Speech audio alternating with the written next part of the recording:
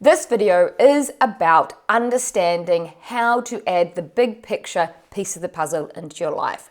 So what happens when we have a problem? We try and fix the problem without having an ideal solution. I say to people, for example, maybe you're having a family dynamic that is awkward, untoward, inappropriate, disrespectful. And so they want to set up a conversation, an intervention to address the problem of that person. The best result really is to start by looking at how was the ideal relationship looking for you and that person, for the family at large, or whatever dynamic we're referring to here. Look at the picture as an idealistic, happy family scenario where everyone is communicating with respect. Think over the top, aim for the moon, really look at this as a dreamlike scenario. Most people stop right there and say, oh, that's just unrealistic. Why? You can create a miracle. Why not do it in this scenario? So by having an ideal scenario, you can then look backwards and go, oh, how does this kind of map out? How would we create this ideal scenario rather than problem solving? So when people understand this, it works for every area of life. For example, you might be trying to have a child, trying to get pregnant, or wanting children, hoping to find a partner to have children with. Whatever your scenario is, the question really is, why do you want children? How will you parent the children? Have you thought about what sort of parent you would be? And when you have this picture of the family environment and why you actually want children, you can then launch that creation into the universe and start to allow it to be brought closer and closer to you, whether that means getting healthier for better fertility or finding a partner to actually do the deed with, whatever it is. Most people start by thinking they want children because it's the next step to have, or because they just want children, because there's a missing piece to their puzzle and they think that that external factor will fix it. But understanding why, go deeper into how is this going to make me feel? Why is this the next stage of my life? Am I doing it because it's my heart's desire and I feel excited about bringing another human into the world? Or am I doing it because that's the next step in the line of traditional life?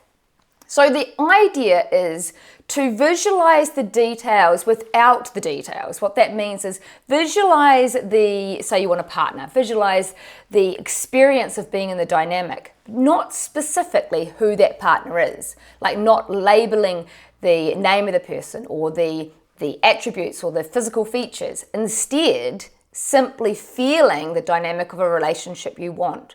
So the big picture is about the ideal inner feeling of what you would like to see in the solution to the problem or problems that you're experiencing. You see, most people are focusing on the lack of money or the person that's doing the wrong thing or the details of your partner that they could improve on, rather than actually thinking about how you can shift your own way of experiencing your life through the art of creating the understanding, the picture in your heart of what the best outcome would be. And this is any situation, maybe an abundant bank account, maybe a connecting relationship with a beautiful soulmate, maybe a dream home.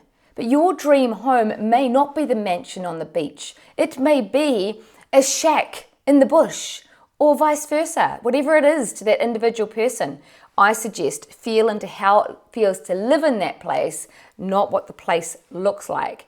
Then you will be shown the outcome more easily. Once you have the solution, the ideal picture, the big picture of the best outcome that could occur in your tricky situation, then you open up the channel for the universe to show you the next step to make that happen. If you focus on the problem and they're pointing the finger at the blaming and this person's doing this wrong and they could be a better partner, or I need more money, or why is life doing this to me, or the Mercury retrograde is spinning me out, or the solar eclipse is bringing up stuff for me, stop. Just think of the outcome that you ideally want. And when we focus on something with such clarity and feeling, that's where the energy goes. So remember that, because when you're focusing with such feeling of negativity about why life's not going right for you, you're also creating more of that. Yes, this is relative to the law of attraction. Like attracts like. So be the frequency that you want to attract. See the answer in your dream scenario. And it may not work out to the precise description of your dream scenario, yet it will guide you in the better direction than focusing on the negativity and giving your power away by blaming someone else.